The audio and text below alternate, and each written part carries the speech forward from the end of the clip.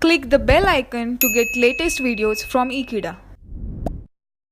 Hello friends, I welcome you all to this video. We are with chapter 3 of microwave engineering, a family of microwave crossfield tubes we are dealt with. The very popular the devices in this family are called as the magnetrons. They are working as oscillators, and the various types of magnetron we have gone through, that is cylindrical magnetron, the linear type of magnetron, coaxial magnetron, and its further types also. Let us see the details what exactly the forward wave crossfield amplifiers are.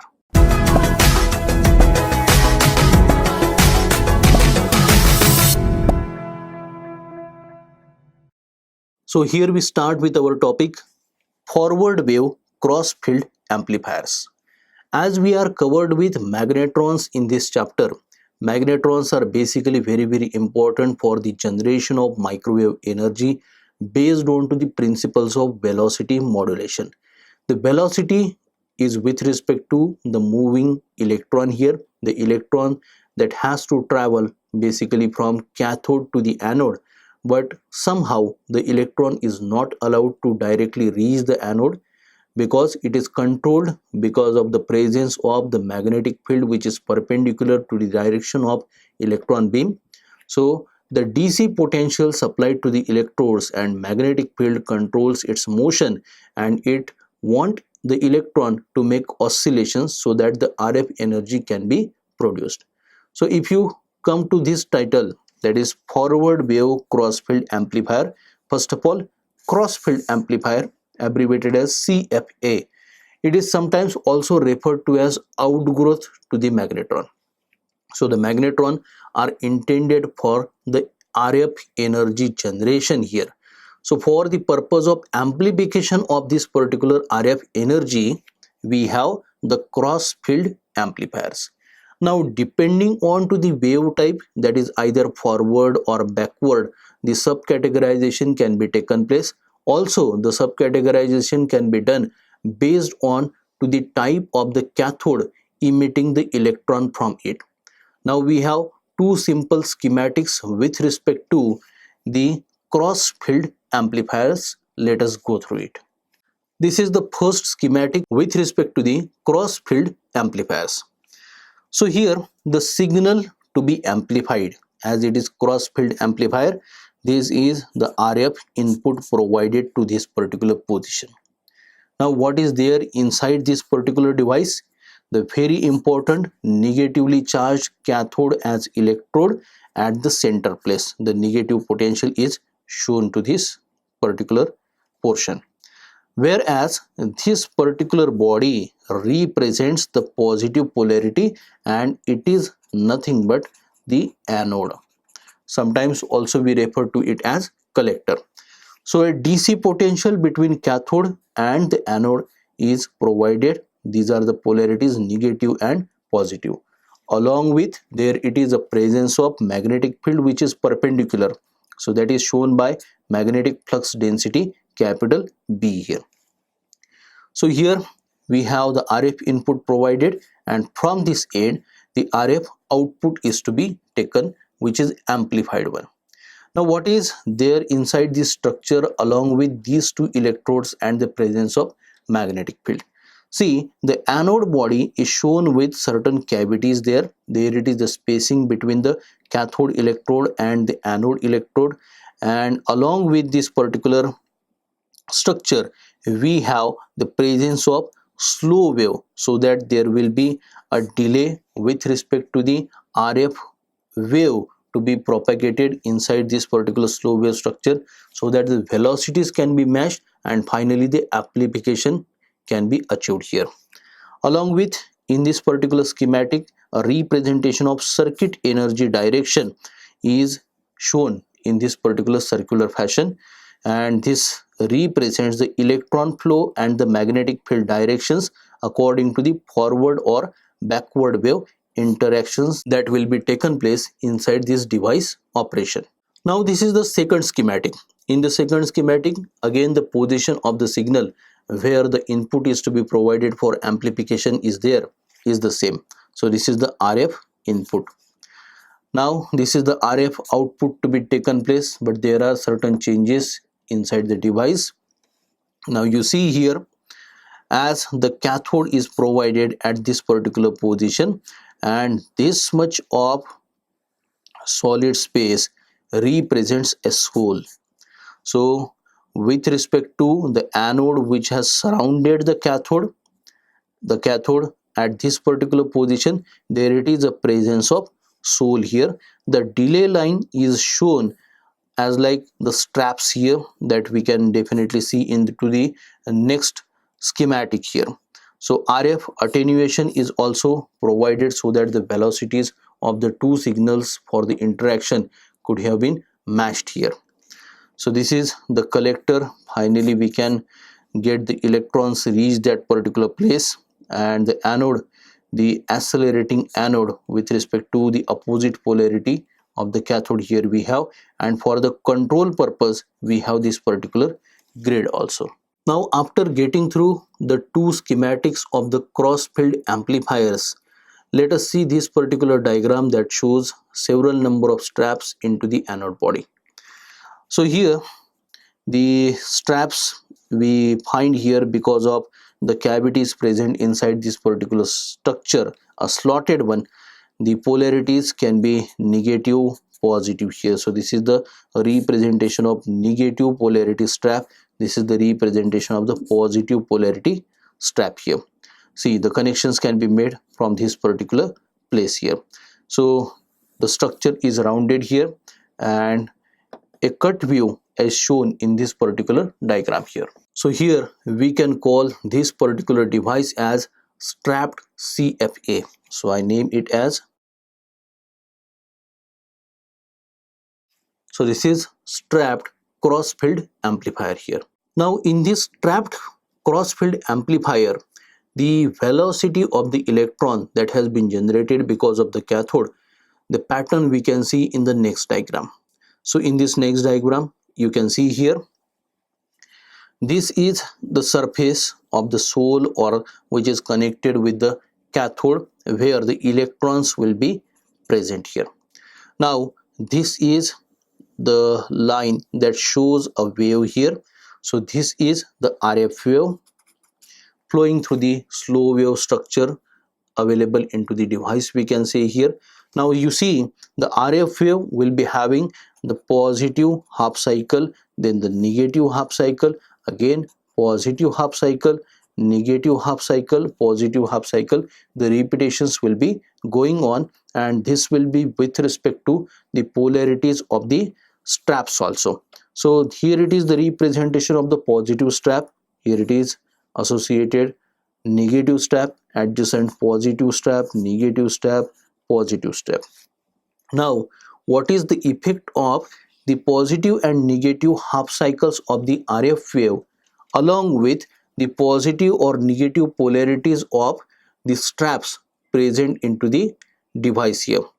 So the effect will be that when the RF cycle is into the negative half cycle, and also the strap is at negative potential, so that there it will be a force of repulsion to the electron that has been generated on this particular surface.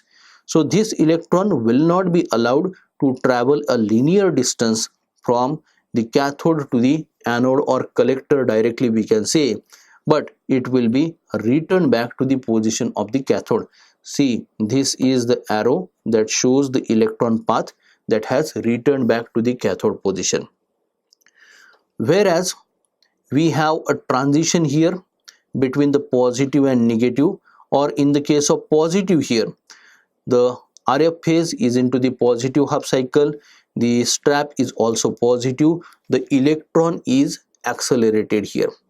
So see here, in the case of both the things negative, it will be decelerated, and in the case the RF cycle and the strap both are positives, it will be accelerated. Now here at the transition between the positive and the negative half cycle, here basically from the positive, it will be a start of the electron path here, it will be in terms of a spiral here. So this is actually the diagram that has been generated with the help of the computer here. So in this particular diagram, it has been a mention of initial velocity of the electron represented as a ratio of omega by n into r suffix c here. So here r synchronous it is there with respect to this particular parameter here. Now in this particular device, the cross-field amplifier, as the electron path is spiral and finally it is producing the amplification of the signal, hence the name it is cross-field amplifier here. Now the gain with respect to the operation of the device can be mathematically formalized. Simply it can be denoted as G here. So I mention the gain G. So basically it is the ratio of output power to the input power that has been supplied to the device here. So I make it a ratio of P out with respect to P in here. Now the P out will be having two portions here that we can show as P input and P generated, whereas the denominator can be kept as it is. So here the output power will be definitely more than that it was supplied, hence we call it to be the amplification. So it can be splitted into the two terms here. So that it was supplied with that it was generated because of the operation into the device here. So therefore the first term can be a ratio of P input to the P input, that next time we can write here as 1 here, and it will be added with the ratio of the P generated divided by P that was supplied here. So this will be the simple formulation of the gain factor here that I outline. Now as we have a simple formulation with respect to the gain, the efficiency of the device can also be written in terms of mathematical form here. So here the overall efficiency we denote as simply eta, and it will be the product of the two efficiencies that we denote eta suffix c, eta suffix e. So eta suffix c represents the circuit efficiency of the device, whereas eta suffix e is the electronic efficiency. So the overall efficiency eta can be a difference of output power and the input power with respect to the DC power that has been supplied to the electrodes. So the DC power we can denote it as P suffix DC. So as we know that for the electrodes we supply anode potential and it will be generating anode current here.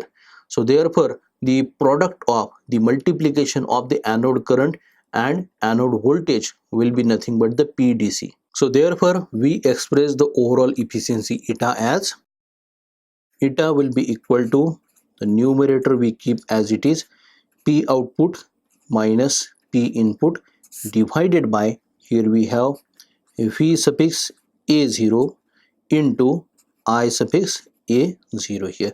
So this is the product of the anode voltage and the anode current here. So the suffix small a represents the anode here, whereas 0 represents the DC potential and the DC current here. So if the representation of the gain that we have shown in the earlier formulation that has been outlined, if treated as equation number 1, we can give it equation number 2 to the overall efficiency that I outlined here. Now in the formulation of the overall efficiency, we had represented eta is equal to eta C into eta E. So eta C we have treated as the circuit efficiency, whereas eta E as the electronic efficiency, and electronic efficiency eta suffix E can be treated as the ratio of P generated to that of the P DC. Therefore next the circuit efficiency eta suffix C can be expressed in the form that is overall efficiency eta divided by the electronic efficiency eta suffix E. Therefore from the earlier representation we can get it to the form P output minus P input divided by P generated. So this will be the circuit efficiency that we outline, and the next equation number can be shown, that is equation number 3 here. Now if we consider the representation of small l as length of the circuit, this is the length of circuit, and alpha as attenuation constant along the length here.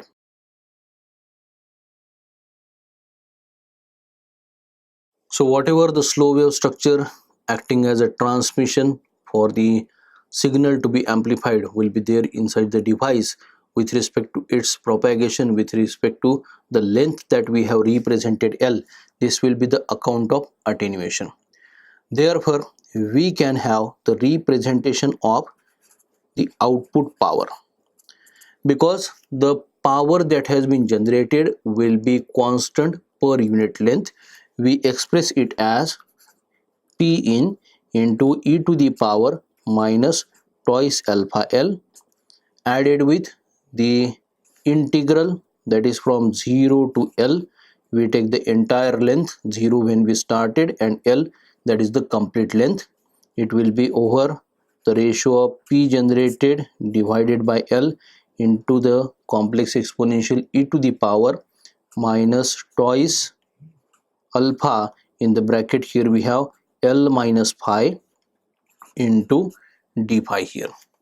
So here the length L has been taken onto the angular direction phi here, because there it is a curvature into the diagram that we have gone through to see the electron paths. This is the angular direction represented in terms of phi, and the integral also we have been taken from 0 to L for d phi here. By the next step we can make certain simplification and we can express the output power as P in into e to the power minus twice alpha L added with P generated divided by twice alpha L in the bracket 1 minus e to the power minus twice alpha L. It will be simplified.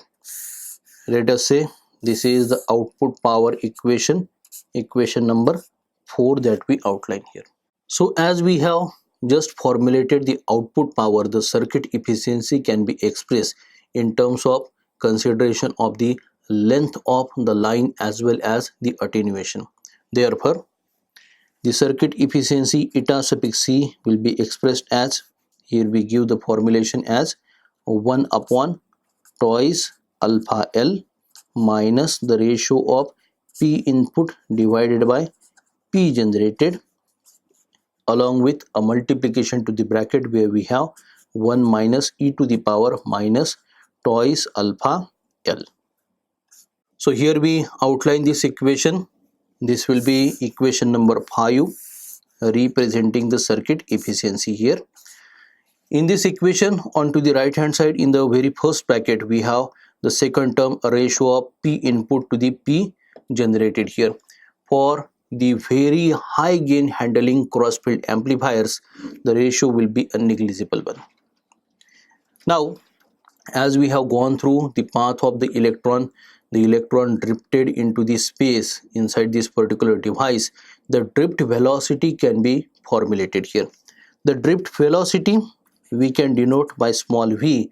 It will be the ratio of capital E divided by capital B here. Let us say this is the new equation number, equation 6 here that we outline. So in this equation we have the representation of capital E and capital B.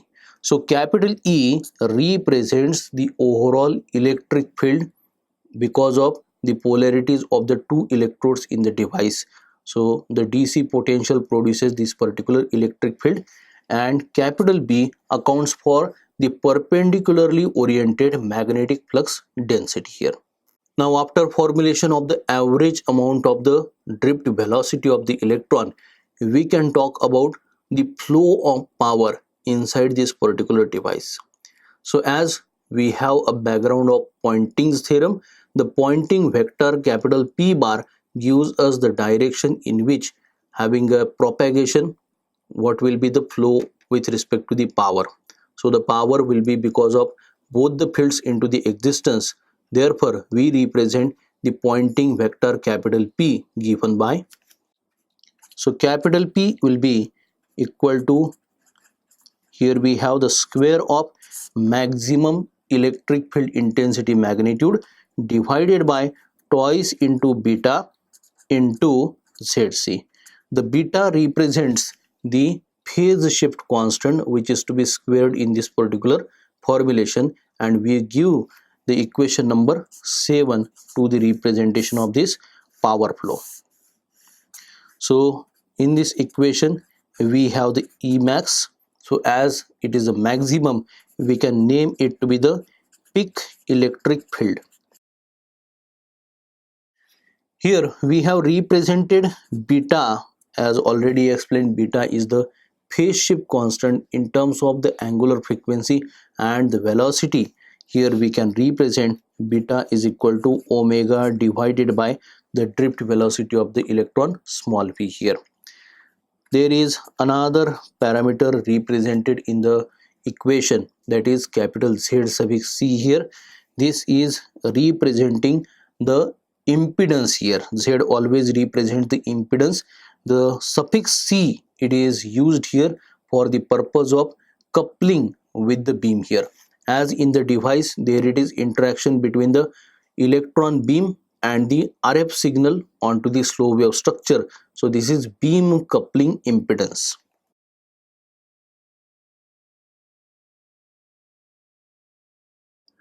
In the previous diagram, we discussed the electron path. The various traps into the device body we have been shown having different polarities of the potential here.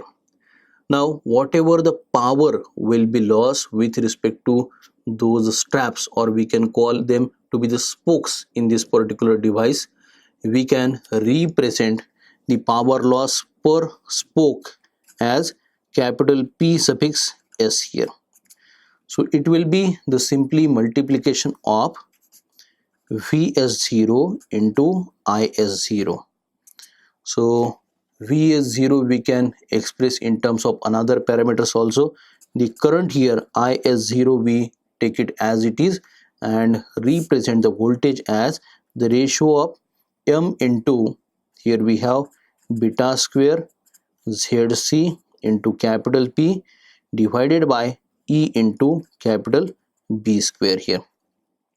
So here we have M to be the mass of the electron, small e the charge of the electron, Zc already we have explained in the last formula, it is the beam coupling impedance, beta is the phase shift constant, and here we have capital B representing the magnetic flux density and capital P as the power flow here.